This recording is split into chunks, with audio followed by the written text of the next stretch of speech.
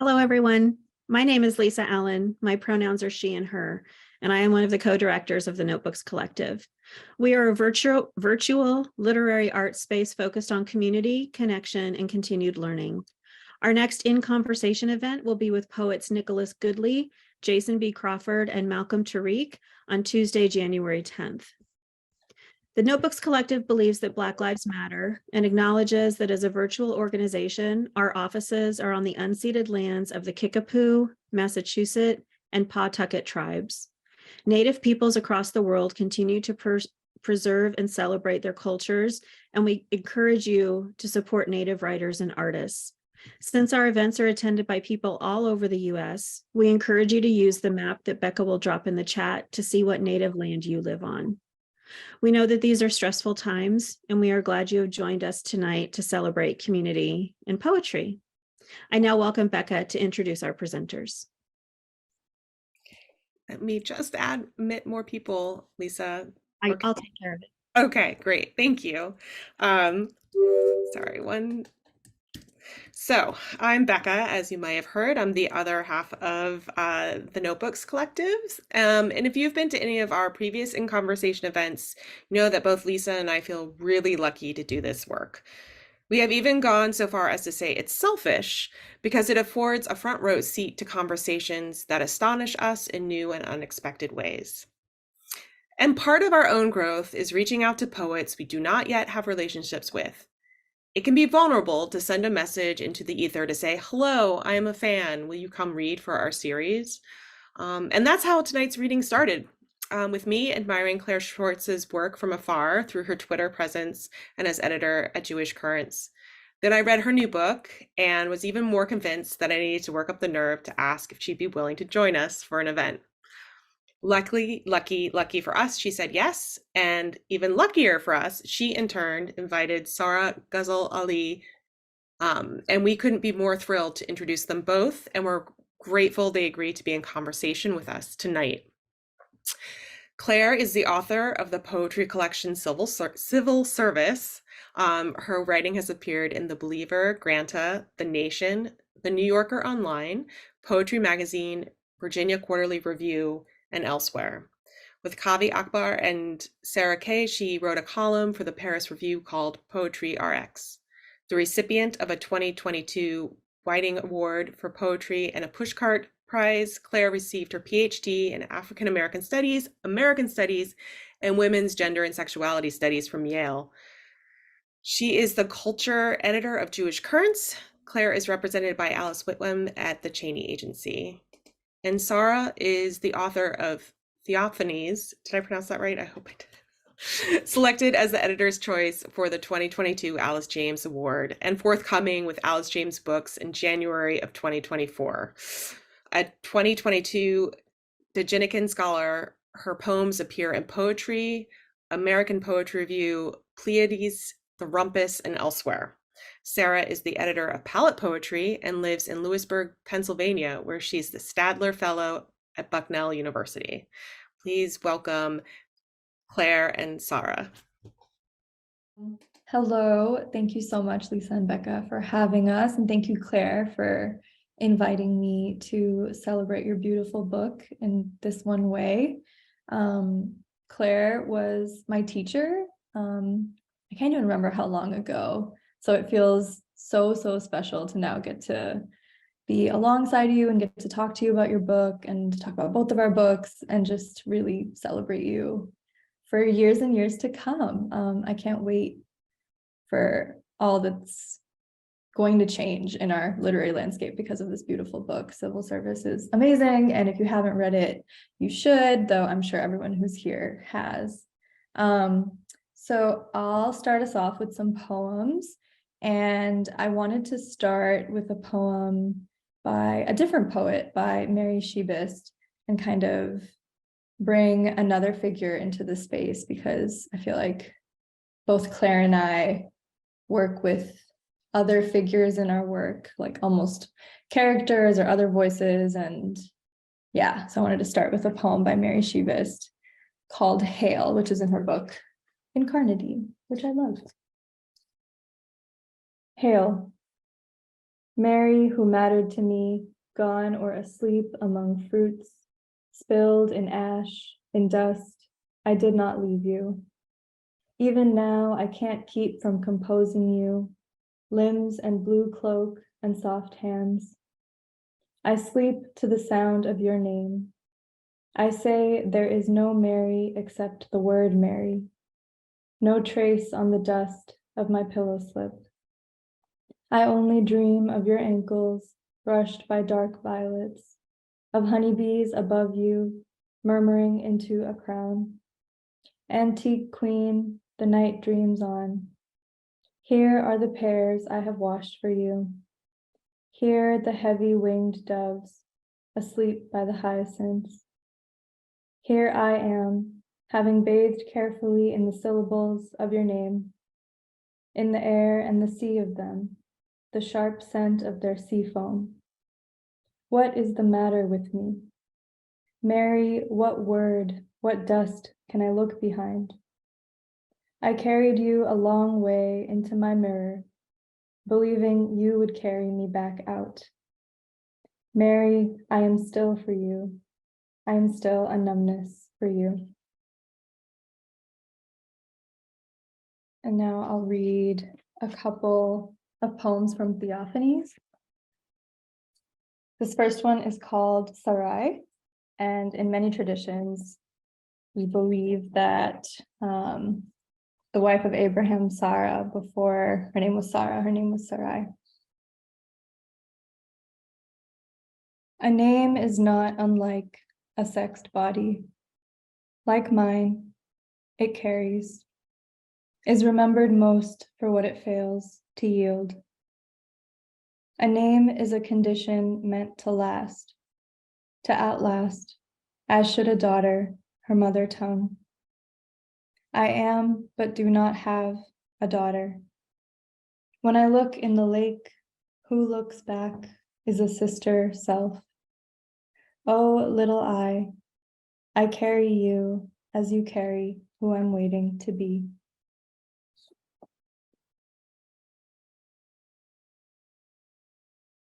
Mother of Nations. By now, it's almost boring, the peal of Sarah's bewildered laugh.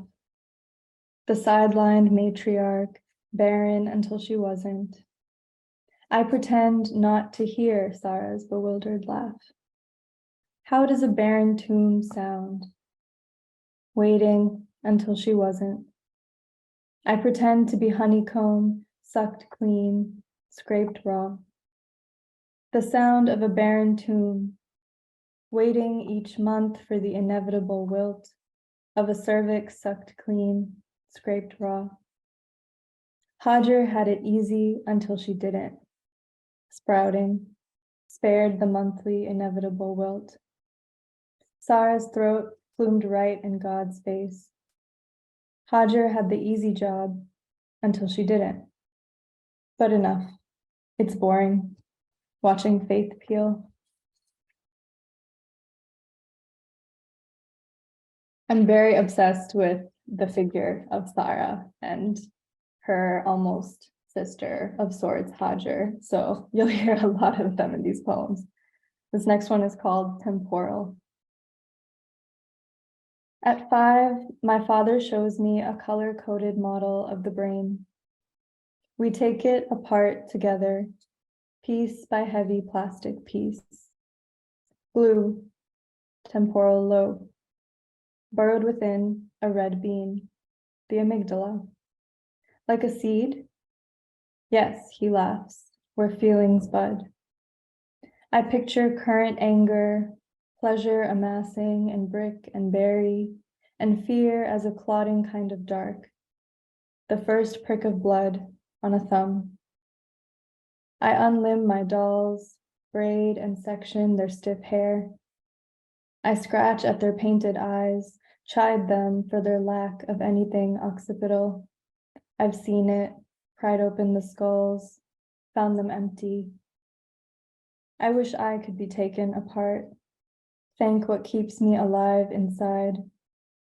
Amygdala from almond, precise shape of our eyes, mine and his identical, but for his laugh lines. Living means seeing but the walls of my body.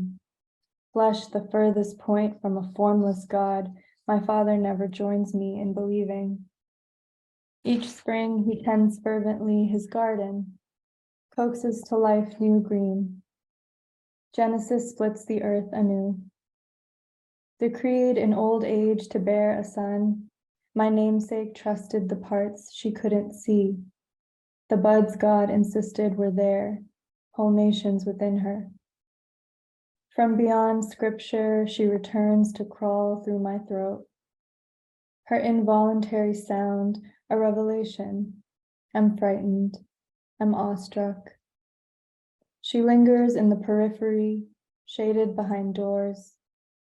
Faith, a legacy of echoes, every echo a reflection of voice. I still hear her laughter. What I know is the brain's doing. What I believe bewilders me.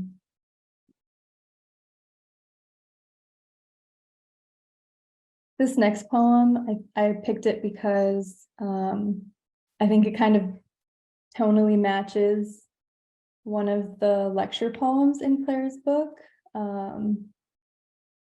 They're both about houses in a way. So this is Litany of Al-Bayt. Some mornings, blood falls.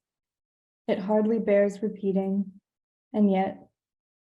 And each house presupposes a master, and each womb obtrudes a stain, and each time God spoke to loosely defined sons, said, purify my house for those who circle it, said, build the house, and raise the foundations of the house, and found the faith of the house, and ask for the house to be accepted. And so Ibrahim and Ismail, a father and one of two sons, raised it stone by black stone, and so honored the divine ask. And each house presupposes a keeper, and the house spoke, Ibrahim is the keeper of my rooms, said, I am the direction for your canonical prostrations, said, I am the six-faced heart of the one God. And each woman obtrudes with her tongue, and each time a woman spoke, sometimes Sarah, sometimes Hajar, to father and son, asked, who is your origin? Asked, who bears your flesh from day to month? Asked, who ordains a man born of me, while my likeness bears a stone? And the men laughed, and the house laughed, and the divine spoke, no, a stone isn't born, it falls, and from it seeps water, like tears from an eye. Then I'll read one more poem and then turn it over to Claire. Apotheosis. Listen, if I've learned anything from men, it's that their tongues are bare and motherless, lapping the breast of brawn they mistake for a masculine god. Too young, I've earned the word behead in my mother tongue. Sar kalam karna. How young? She, named for light, was 27.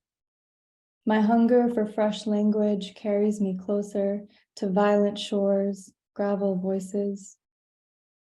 Once before Fajr, I cracked a date pit between my teeth, tilted the sharp half into a lover's mouth.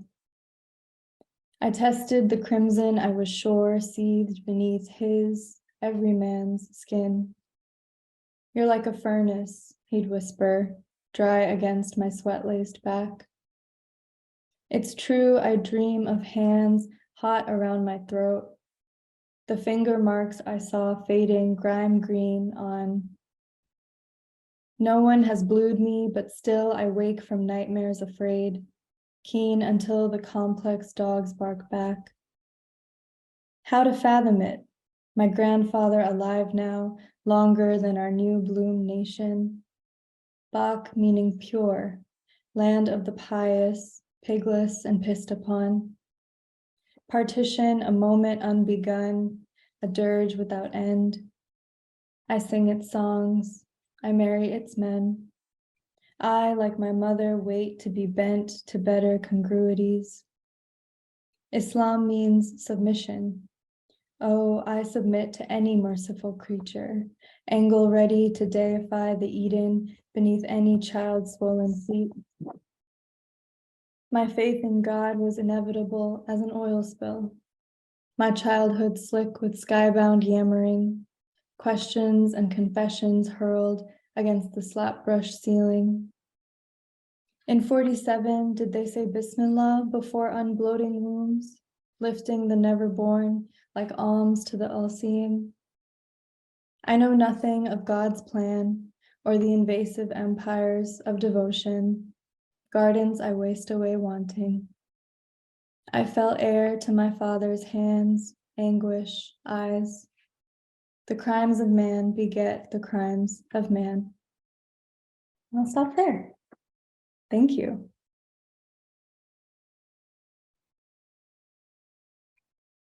Thank you, Sarah. It's so beautiful to read alongside you, and I'm excited to chat. I've admired your poetry for so long, and it's exciting to move with poets that we love together, and also to think about our work alongside each other, which I love to do. And thank you, Lisa and Becca, for having us, and to all of you for being here. That reading is still echoing inside of me, and I just want to sit with it for a moment, but because we have a fixed amount of time, I will read and let it continue to wash over us. I'm gonna start, as Sarah did, with a poem by another poet who I really love. I'm gonna read a poem by Fargo Nassim Tabaki called Craft Talk, and then I'll read just 2 poems from Civil Service, and then we can chat. Craft Talk by Fargo Nassim Tabaki. The first image, a little girl's body pulled out of the rubble, I strike from the poem. Let her rest. Language is a failed state. The second image, my own body, stripped and hung by my fingers, deprived of their nails, piled neatly on a table. This image I keep. The poem is a space to rehearse for the future. The third image, a dictum of power, something like the state is, or the Guggenheim winning poet is. This image I soften and blur. In my weakest moments, I still succumb to the desire for prizes and avoid threatening their keepers. The fourth image, rubble alone, pulled from the mouth of my body, hanging from a hook in the black site. This image I widen so it envelops the entire page. Yellow bile coating the margins. I am interested in frightening you. This is because I am frightened. I do not want to be alone. The fifth image, a drone giving birth to a girl with a gold leaf on its fingernails. I wipe the mucus off. I give it a name. At the edge of the poem, the baby slouches toward Jerusalem. When it crosses the border, the poem can no longer see it. This drone baby becomes an imagined condition the poem has released into the world. I do not know what it intends. I do not know what it will eat. The sixth image, my father, dragged into the poem against his will again. I suspend him here with me. I revel in our togetherness. His nails join mine. Our backs are cut, our eyes plucked out. The cruelty of jailers infected my language. Everything I love, I turn to cruelty. The poem now is just another cell. All I know is how to write us hurt. Inside this image, I reach out my little toe and touch the image of my father's little toe. The state is crueler than your poem could ever be. I make the poem, make my father say.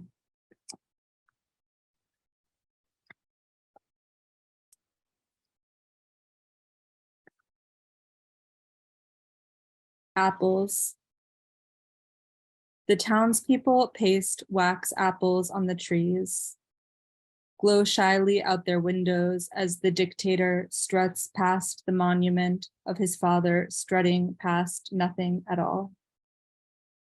Yesterday, the dictator dressed the butcher's boy in the uniform of his own son. Today, at the orders of the dictator, guards shot the boy. In the town of his childhood, the curator is a tourist. He touches his mother with the language with which he does not touch his work. In the painting, bored Eve chomps on an apple. In the tongue of his work, he acquires her. At the banquet, music wrung from the townspeople's anguish, pigs choked with apples. The meat in the soup is human meat. The dictator's rings are made of gold, yanked from the teeth of corpses. The censor bloats with what he knows. His sons bloom in neat rows. An orchard grows inside his wife. He prunes her on Sundays. Under the earth, the butcher's boy, laughing, eats an apple. The core rises, light with rot. The dictator is the fruits of his land.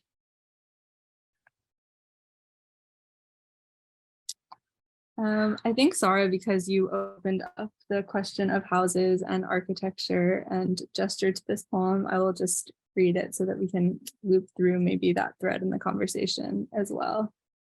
So this is Lecture on the History of the House. I think the only thing to know about this is there's a fugitive presence called Amira who runs down the right-hand margin of civil service, and she is present in this poem.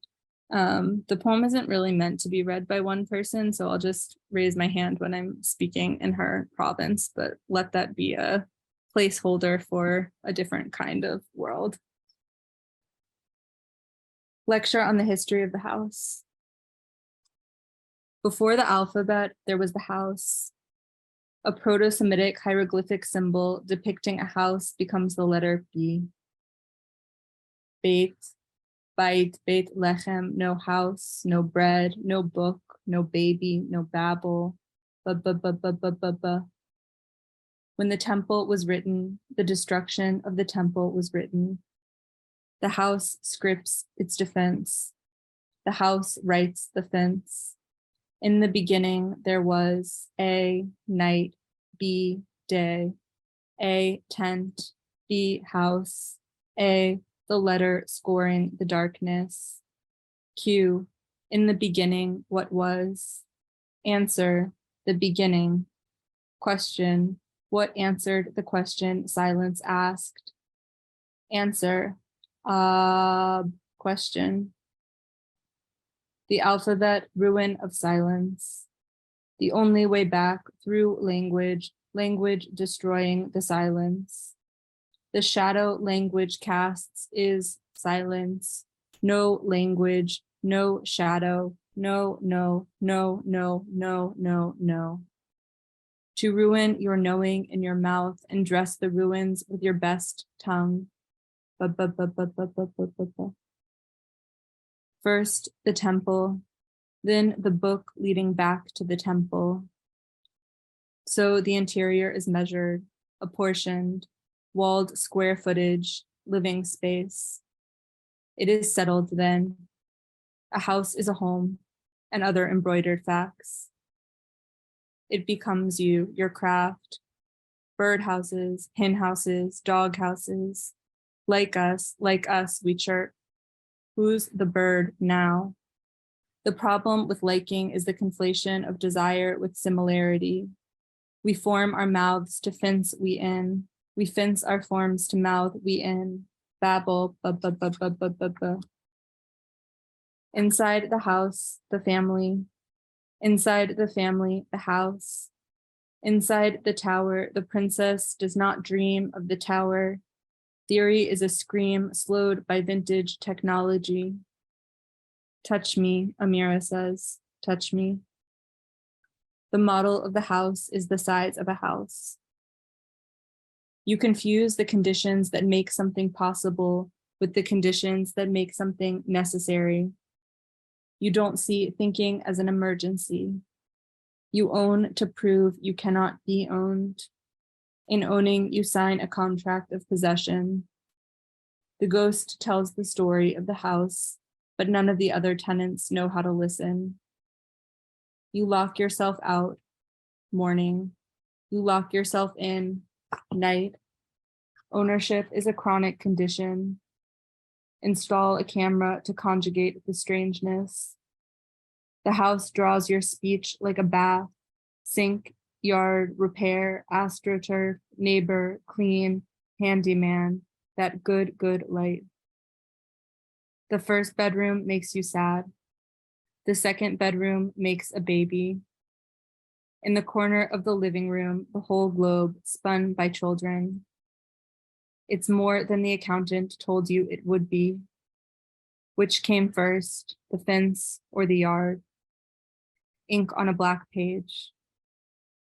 A poem wrestles the ghost with its narrow tongue. A poem touches the hip of a ghost.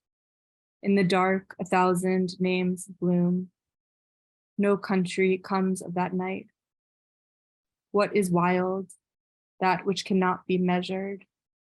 A mirror, or to produce a thought of the outside from the inside and use it as a tunnel. But you didn't know you were inside. Someone laid the new bricks around you while you slept. You skinned animals and adorned your captivity. Modern architects called the surfaces of their buildings skins. Your skin was light. Your skin was feathers. You dreamt of another. You lit a match. Your child named it Sun. House, A, trained, B, broken. Inside the house, a man hits you. Then you understand. Your body is the window. Inside, you are already outside. Next door, the soloist domesticates a tune. Poetry is a door without a house. Theory is productive of the known. Poetry is productive of the unknown. How then do you know what is true? These walls, this foundation, and the pages of glossy magazines. The newspapers scratch their heads. Again, the hunters, budgeting. At the end of the day, you return to what is not common. What is desire fulfilled? A, satisfaction. B, rot. The man reaches through his woman, the sound of 1,000 plates shattering. A butterfly impaled by a human name tumbles through the light like an angel. Amira sits under a tree, unpinning the names from things. The house is without simile. Inside, everything is alike. She releases the names to the wind. The wind turns the names to pigment, carries the colors off like ba-ba-ba-ba-ba-ba-ba. Oh, I know what a house is. A house is my knowing. Knowing is faith absent doubt. When doubt is cleaved from faith, where does it go? A caucus of ghosts cackling. Dead or put on your best sweater, the magic's fled, the milk's gone bad, there's nothing left but weather. Because you needed a fence to limit your loneliness, because haunting needed a form. Your dreams become modest, smooth their skirts, stand up. Your yard polluted with growth. The head in your oven, your most faithful tenant. Let me turn my face toward my life. Let me live inside it forever. A racket of ghosts in a settling structure. The dictator's name in your lover's hand on the I-beams of your house. That is the law. I think I'll stop there and we can just chat. Claire, that was incredible. I kind of just want to hear you read the entire book, start to finish. The poems really come to life when spoken aloud. And I feel like part of that is because of Amira, because of this, I think you called her a fugitive presence, where it really just feels like reading this book, I'm not alone as a reader. It's said to us in the very beginning that the reader is responsible for Amira. She becomes a part of us, a part of me.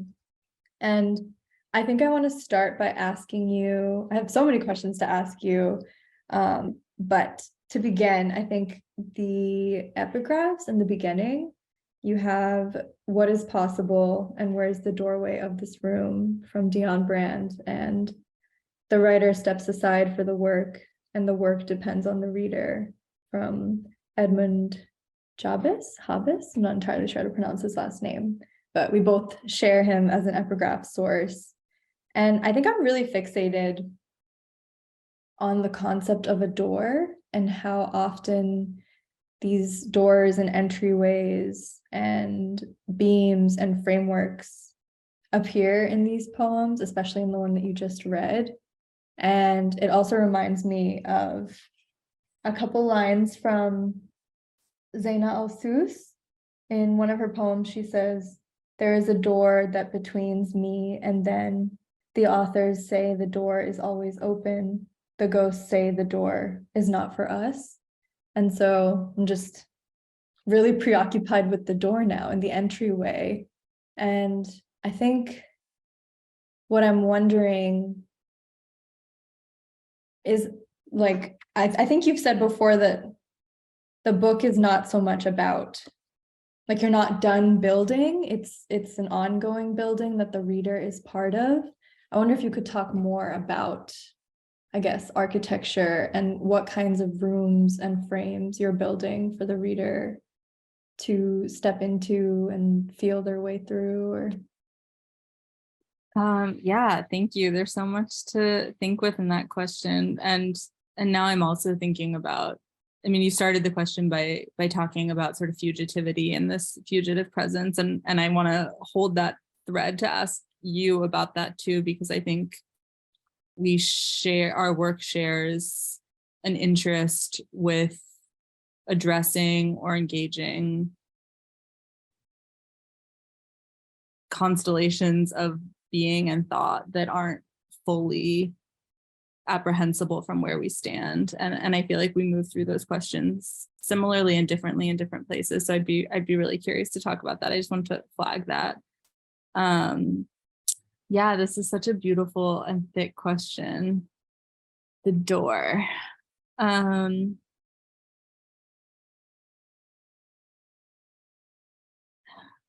You know, it's one of those images to me that has multiple roots, and again, now I'm thinking of your work too, and Sarah and her multiple roots as well. And Amira, actually, the fugitive presence, has multiple roots as well to her name. It's not a name that comes clearly from one language. It has Hebrew roots and it has Arabic roots. Within Hebrew, it has a split root. So to me, this kind of sense of polyrootedness or multiple meanings isn't something I want to resolve, but it's something that I want to hold on to, which is just to say, as I kind of like move through some of these answers, I don't mean to displace any of them by jumping from one to another. But I'll say I think of Jabez, who we share, as you mentioned, who starts his books with a threshold, with an image of a threshold. And to me, there is this question about, you know, what do we move through in order to find each other? What do we move through in order to meet each other? And the door is sort of an interesting thing because we move through the door to go in and we move through the door to go out as well. And to me, there's kind of an ambivalence about when we're moving through language, are we moving into a kind of social common sense, or are we moving into something other than that? And what does it look like to meet each other there? I think always of Dion Brand's Map to the Door of No Return as well, if people haven't read that. And thinking about kind of impossible geographies. How can poetry help us to be alongside that which has been foreclosed by the world that we live in? And to me, the door to an impossible place, or the door to no return of a place and a time and a kind of social configuration, is also something that calls up. So I guess those are just some thoughts, but I'm happy to say more, although I also really want to hear from you about, I mean, I guess I'll maybe sort of start with that first question about lineages of partial occlusion, or what it means to kind of move back through something that hasn't been handed to you fully. I don't know if you want to call that a fugitive presence, but however you think about that. Yeah, I think that's really interesting. I think for me, I don't know if it's so much a fugitive presence, but I don't know what else to call it, where I feel like it's that faith offers me a kind of threshold into something outside of time, where these women of faith who I'm so preoccupied by as like coordinates that I can look to as some kind of origin or some kind of lineage that I can actually trace in the absence of actual matrilineal elders in my life. If I look at them through a kind of timeless, ongoing sort of lens where they're not like necessarily fixed in the past, they're not fixed in the text. We have some information about them, and we have a few particular stories, but that's not the whole story. Like, it's a silly example, but like, I don't know what they ate for breakfast, and I don't know what they daydreamed about or thought about outside the context of these like prophetic men that they're bound to. And so then by looking at them and kind of speaking back to them, and maybe even trying on their voice in a certain way, I'm able to access them without expecting something from them. And so then it's kind of like we're meeting, it almost feels like in a doorway where it's like we're both like standing there, and we're not in and we're not out, and we're just in this middle place where only our voices exist, and I can kind of put mine next to hers and just see what happens, if that makes sense. I think it sounds very woo-woo, but I think that's the only way I can access that, if that makes any sense. Maybe fugitive voice is the right way to think about it for me too. I don't know, because I don't want to like presume to know anything about them being Sarah, Hajar, Mary, Mary Magdalene, Eve, anyone, but on also wanting to honor their agency in a way, but then also honoring my own curiosity about who they were and what I can understand about myself through them as models or examples in some way.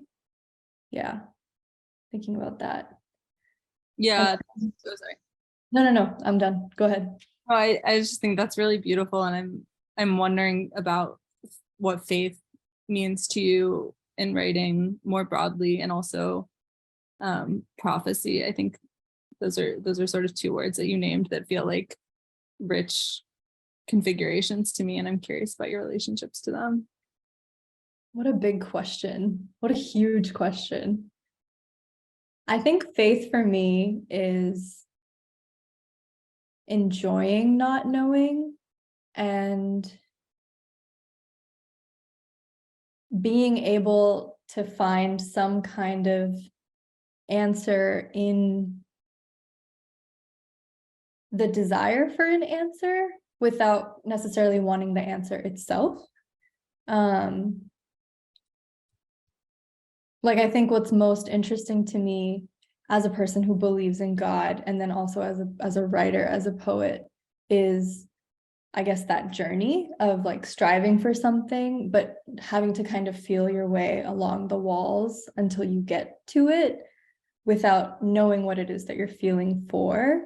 I feel like if I wasn't a person of faith, I don't know if I would be a poet, and I don't know if I would be as mystified by language or as confounded by it or even curious about it. I feel like so much of my particular religious foundation and the Quran itself, it's like Quranic Arabic is a language of unresolvable mystery, where there's so many chapters that start with just letters from the alphabet, and we have no idea why or what that's supposed to mean. We just know that it's there. And so I feel like God is telling me all the time, like, there are things that you just don't get to know, and you have to live with that and do with that what you will. And that's, I feel like faith is poetry for me in a way, where if I knew what I was doing in poetry, I don't think I would be doing anything, or I would be a poet at all, or I could call myself a poet. I feel like, yeah, I have no idea what I'm saying or if this makes any sense, but just like being content with the journey and not trying to resolve or know something, but just kind of relishing not knowing and seeing where the not knowing takes you. It's almost like just going through door after door after door and not trying to get out of anything, but just keep going further and further into not knowing and feel wonder and awe. Yeah, this is my second woo-woo answer for you. And we're both poets of faith in a way. And I also feel like there's so much kinship between Islam and Judaism in so many ways, even just in language with Arabic and Hebrew. And I wonder if you want to touch on your relationship to faith as well. Yeah.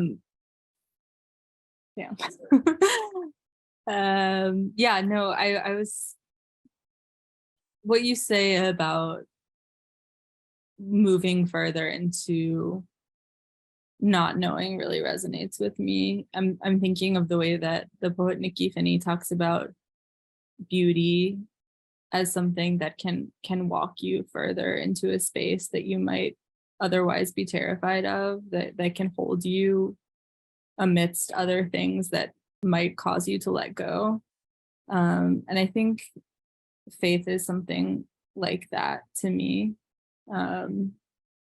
So what you said there really resonates with me. And I'm thinking too about the kind of traditions of reading that Islam and Judaism share. And yeah, I mean, like you said something.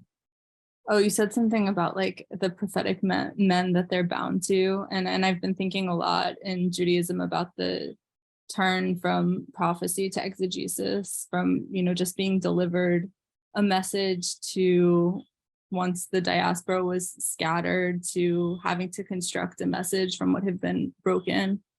And I'm thinking a lot about, and this resonates with what you're saying about the Quran, the letters that you don't know why they're there and what they open on to. But I've been thinking a lot about the ambivalence of texts as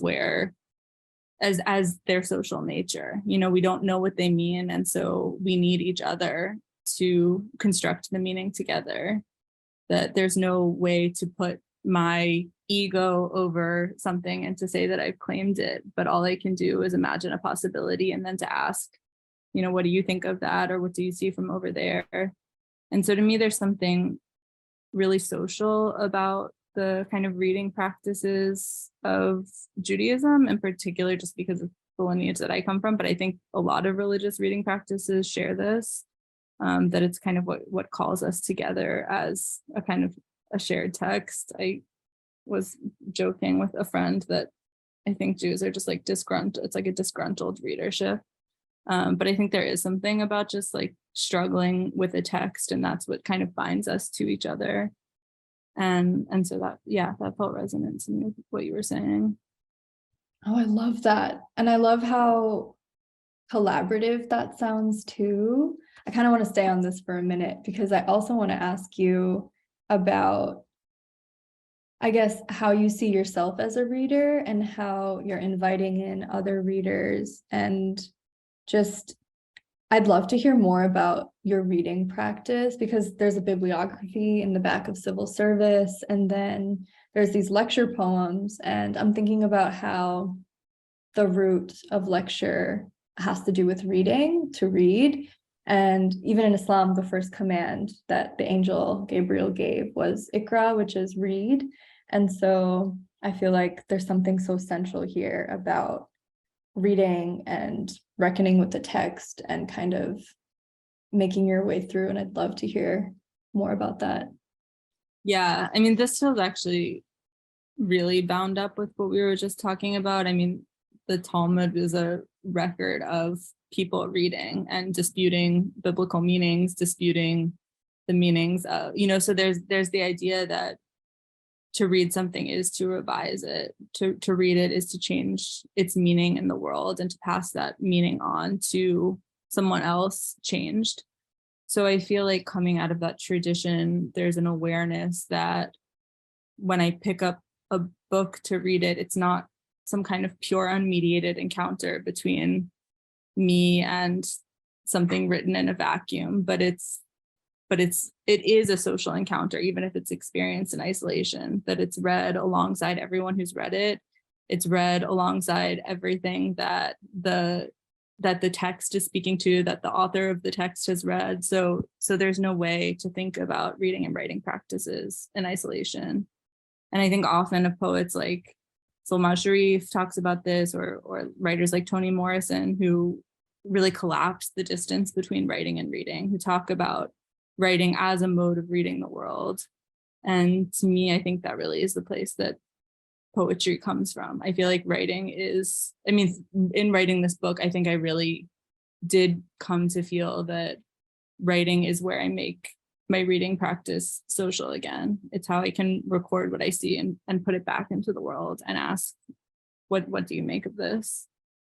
Yeah, I don't know. How would you think about it? No, I love what you're saying. I think, yeah, I feel like there is no reading without writing. It's just, these are not things to be separated at all. And I also love what you're saying about how reading something is revising it. I think that's what you said. I think I definitely agree with that. I feel like the text, like no text at all, is fixed, and meaning isn't fixed, and language isn't fixed. So if none of those things are concrete or set in stone, then what does my encounter with it do to it and to me? I feel like it's a simultaneous thing.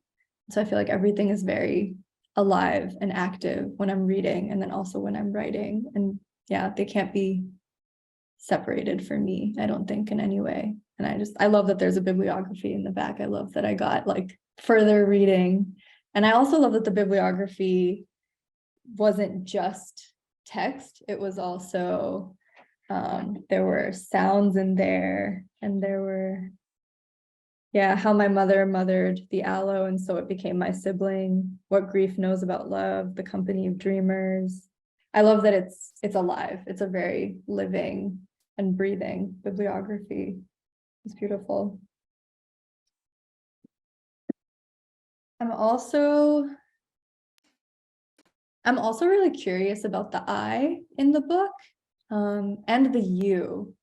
So Amira really confounds me in a wonderful, wonderful way. I love how much I can't say with certainty about her voice, or even the gaze that I feel like is upon her at times. And it shifts where in the interrogation rooms, it feels like Amira is speaking for herself. But then in the poem that you read, Lecture on the History of the House, I think we hear someone else say Amira's name a couple of times, and then it almost seems like Amira is being addressed in the periphery in a way.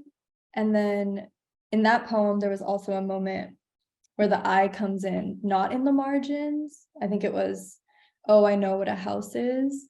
And so I'm really curious, because most of these poems, they feel like they're parables almost, or they're these snapshots of any world, any dictator, any archivist or intern. And so it's like our gaze and the writer's gaze, and all these gazes are kind of almost drone-like and looking at what's happening in these rooms and in these homes. But then occasionally an I comes up or a you comes up. And I'm really curious how you kind of, I guess, decided which voices to weave in and when, and kind of where the writer's voice is and then where the reader's gaze is. I'm interested in like the voice versus the gaze. Does that make sense? Wow, yeah, that's a beautiful question. I hadn't. The voice versus the gaze. I think it's hard to say, I think, because one thing I was really thinking about in writing this is the question of spectacle, and how spectacle, looking at spectacular violence is a mode of organizing our gaze socially. It's a way of teaching us where emergency exists and also asking us not to look in other places. And so I was really interested in thinking about the kind of social fabric of violence that doesn't look like spectacle. And so I think the gaze actually is really diffuse in this book, and different readers will look in different places. And so I was more interested in kind of an architecture of possibility of perception rather than saying like, look here now, or something like that. But I think, this interest in the I and the you, I think, is one that we share. And I was thinking about in particular when you were reading Sir I, a poem that I love so much and return to all the time. And, I'm really, because that also like moves with this question of the I and the you and perception and the sort of tetheredness there. But I guess I'll just say that I read Norbesse Phillips' really beautiful essay, Gasp, with GAS is in parentheses P. And she talks about this idea of the radical hospitality of motherhood, which she thinks about not as a kind of like gender essentialist construct, but as, taking seriously what it means that we enter the world having been breathed for. What does it actually mean to take that seriously?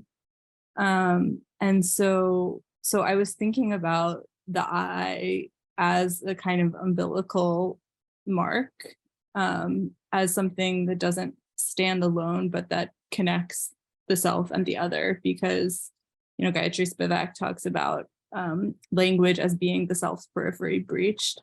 And there's no need to name an I unless there's a you to name the I toward or against or in relation to, in whatever configuration. So to me, keeping the relational aspect of the self alive felt really important, even as the terms of that relationship are something that I want to be worked out with the reader inside the text. But yeah, curious to hear what you make of that. And also maybe we can take some questions after that, because there's really wonderful questions in the chat. I think the I and the role of the I and my place in it is something that I'm always going to be working out. I don't know. I don't know where I actually fit into my own I, or what kind of I I'm putting on when I use the I. It's an ongoing giant question mark for me, where I feel like it's not fixed. And I don't know, there's a line from one of Kaveh's poems where he says the body is a mosque borrowed from heaven. I can't remember if that was the title of the poem or one of the lines from the poem, but I'm always kind of thinking about that. I feel like so much of who I am and so much of any I that I put to the page is just a borrowed thing that I'm wielding in a way.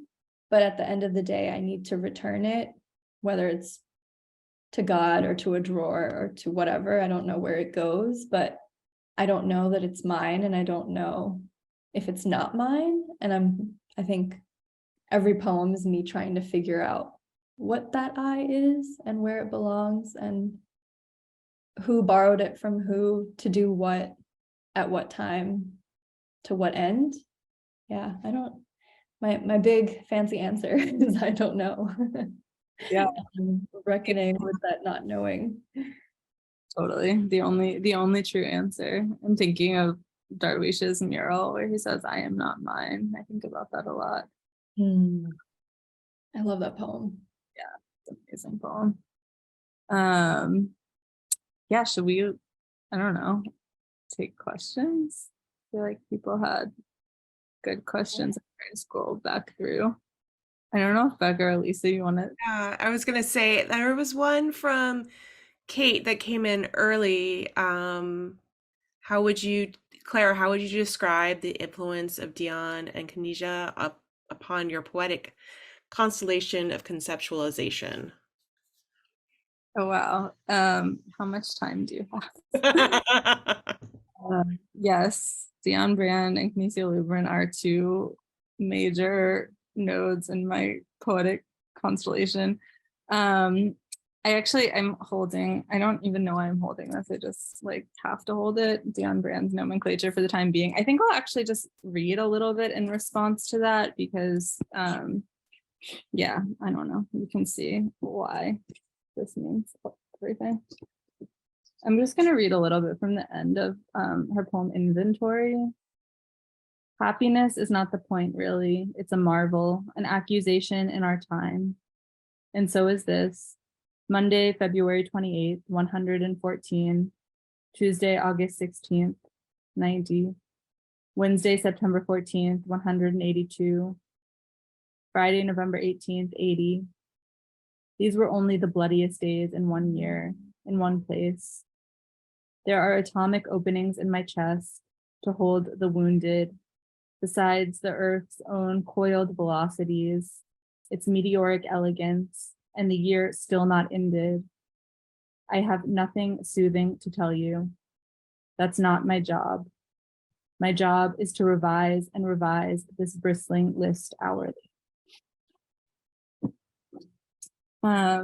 Yeah, I guess I'll just say I return to this idea of revising the bristling list hourly often, and writing against the enclosures of consolation. It feels actually like a really hard thing to put language to the world that we live in.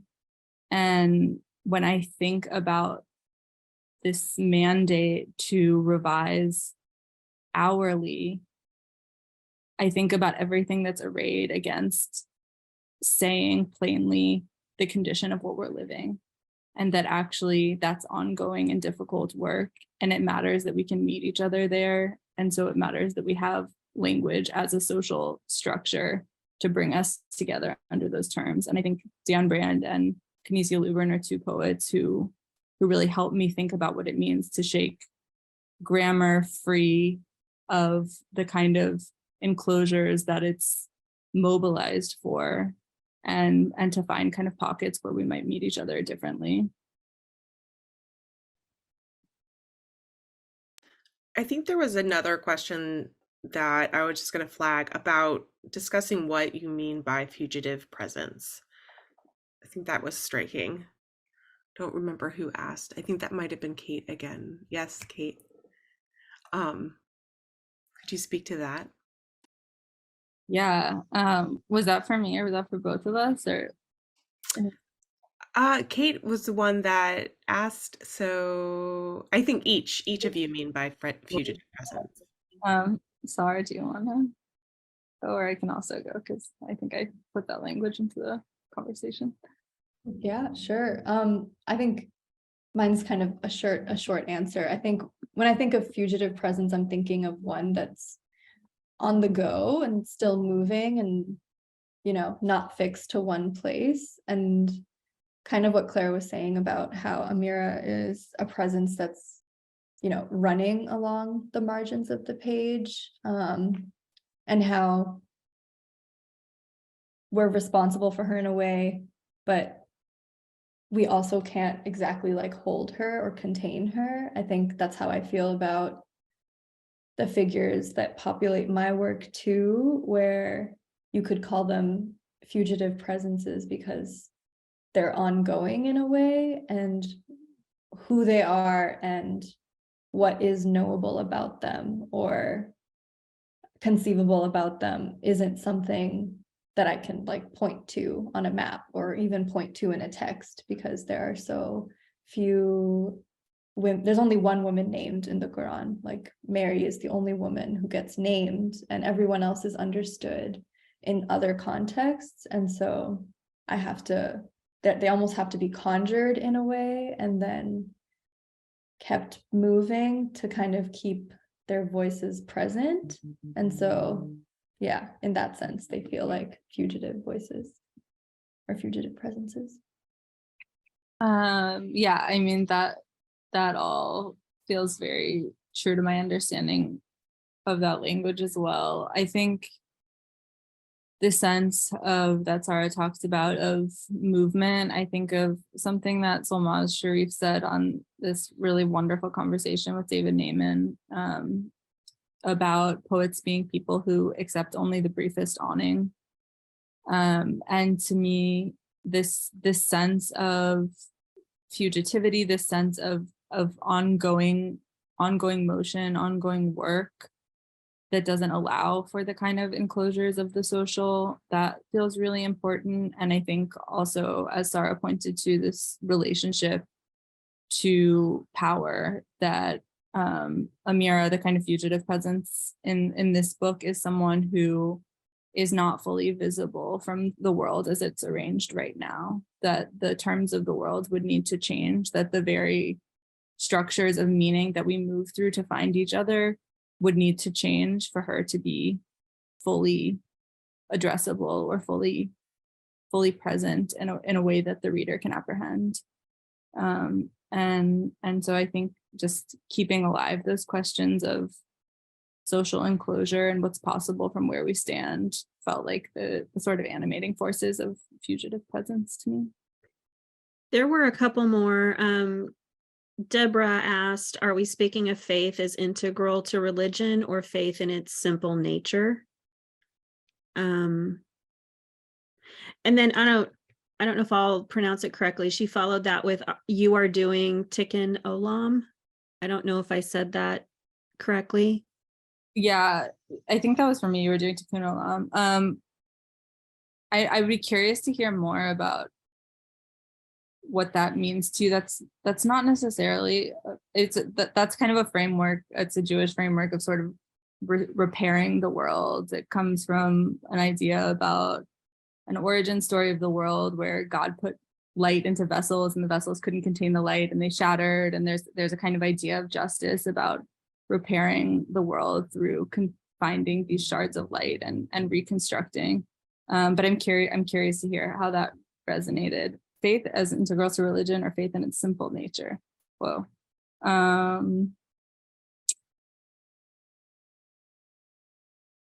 Yeah, I'm not sure. I mean, to me, they feel really bound up. And I think because religious practice is a large, I can't separate my religious practice from my reading practice. So that feels inextricable to me. So I guess in that sense, I would say faith is integral to religion. But I'm sure there are other manifestations that resonate.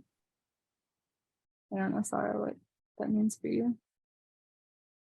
Yeah, I don't know. I'm thinking about ritual and how important ritual is for so much of my faith-based practice. And so I think they are kind of bound up for me, but that doesn't necessarily, I don't think that's true for everyone, but it's true for me, I think, for both my spiritual practice and the way that I move through the world daily and the way that I come to the page. I think there's a lot of ritual there that I need. And then Kate had another question. So many wisdom traditions are still orally and physically grounded in the experience of nature, of the earth, of creation. How would each of you collaborate with poets and tellers of ancient stories outside of text or reading practices? Sorry, would you mind reading that one more time? I think I missed part of it. Yeah, no worries. So many wisdom traditions are still orally and physically grounded in the experience of nature, of the earth, of creation. How would each of you collaborate with poets and tellers of ancient stories outside of text or reading practices?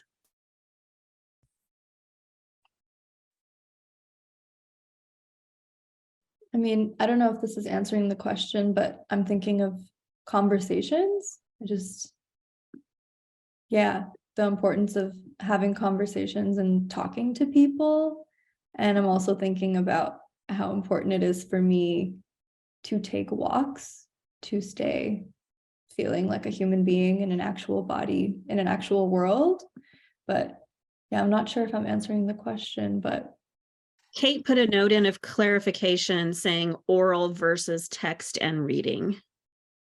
Oh, then I think I'd also add memorization as being a really important part of that for me, where it's just so important to memorize poems and memorize the stories that you're told in your family or elsewhere, and also the importance of memorizing prayers for me and how Muslims memorize the Quran to kind of keep it alive in the body in a really specific way. I'm thinking about that.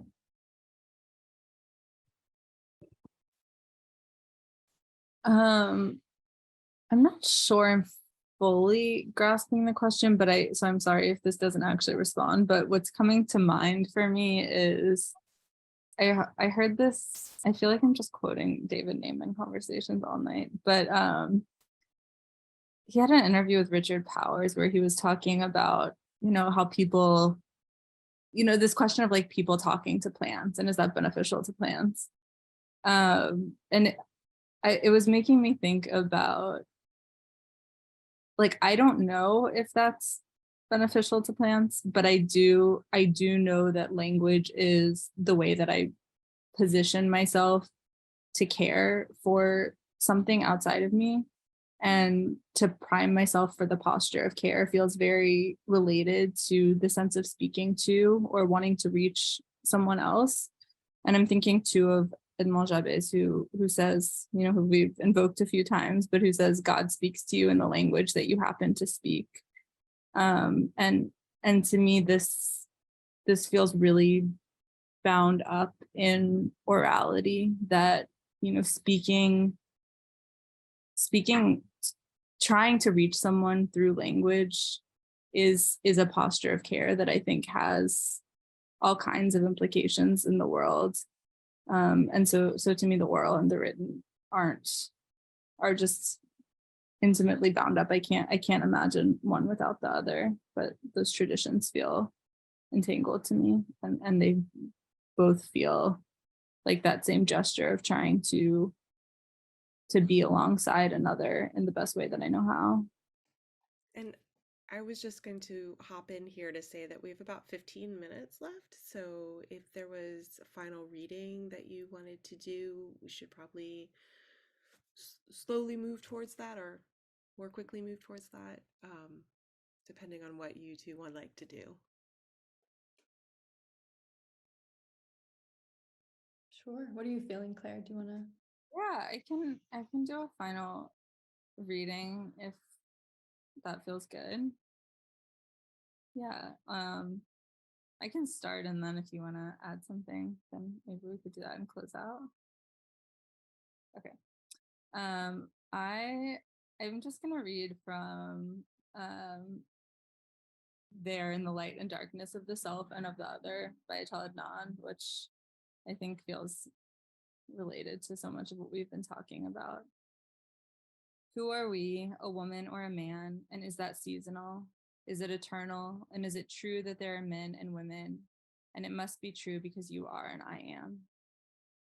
Is there hatred in your heart? And does it mean that I am not here? And where are you when it's getting late? To be going straight ahead, the world being round, to be coming back to where, to what, to be a bouncing ball, where, on what, to be defeated by gravity. Who are you when you're not me, and who am I? Should we be people or fish, sharks, intelligent enough to wipe ourselves off the face of the earth? And what is earth? Some mud, some glue, a meteor, can it belong to itself? Should you love me because I'm free? And should I follow your destiny instead of mine, out of history, away from time and its satellites whose names are fear and death? Should I be? Where are we? In the middle, at the beginning, the end? Who is we? Is it you plus me, or something else expandable, explosive, the salt and pepper of our thoughts, the something that may outlast our divinities?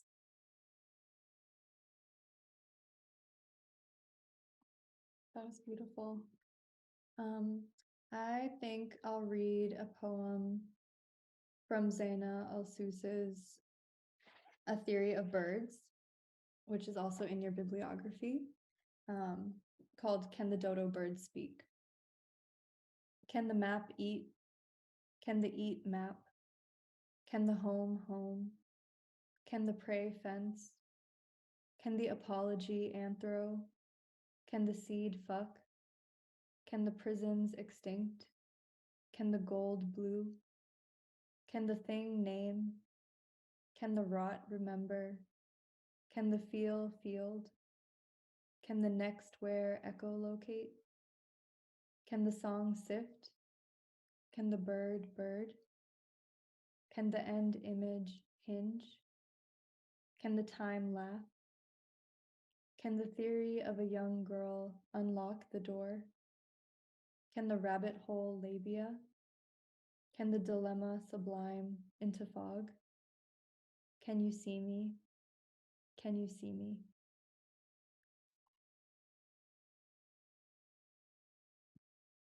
Thank you so much for a gorgeous conversation, Claire. This was so wonderful. I feel so enriched, and I love your book, and I love your way in the world. And I'm really glad this is recorded so I can go back, rewatch, and take notes on all the brilliant things that you said. Thank you. And also thank you to everyone for being here. And also everyone should pre-order THEOPHANIES because it's so beautiful. And this is just the beginning of its traveling in the world. So it feels lucky to meet it here, but it will be wonderful to follow its movements. Thank you both so much. Can we unmute and get a round of applause for Claire and Sarah? It's so lovely. Oh my gosh. I'm going to echo your sentiment of being glad that I can go back and rewatch it because it was so rich with so many different things that I think it'll take more than one viewing to kind of think about it all and digest it. We have shared book links in the chat as well as links to social media and to a drive that is currently happening that's important to Claire. And we encourage you all to buy those books and to support those causes that are important to our poets. And we also put some links in to stay connected with the Notebooks Collective. We would love for you to sign up for our newsletter. We don't send it all that often, probably once a month or so and before events, and it will tell you about events like this and about other people who are going to be in conversation. And we try to be active on social media. And our favorite thing to do on social media is to share your good news. So if you publish something, or if you're in conversation somewhere, or you want to talk about a poem, we would love for you to tag us so that we can help amplify your voice, because that's an important part of what we want to do. So with that, we want to wish you a good night and to, oh, there's a question. Grace. Claire, what poem did you read at the end? Grace had to take a call and missed the information. Oops, I just sent that to Sarah. Dion Brand's inventory. I'll put it in the regular chat. Okay. So with that, we'll wish you good night. And thank you for being here. We're grateful for all of you. We hope we'll see you again.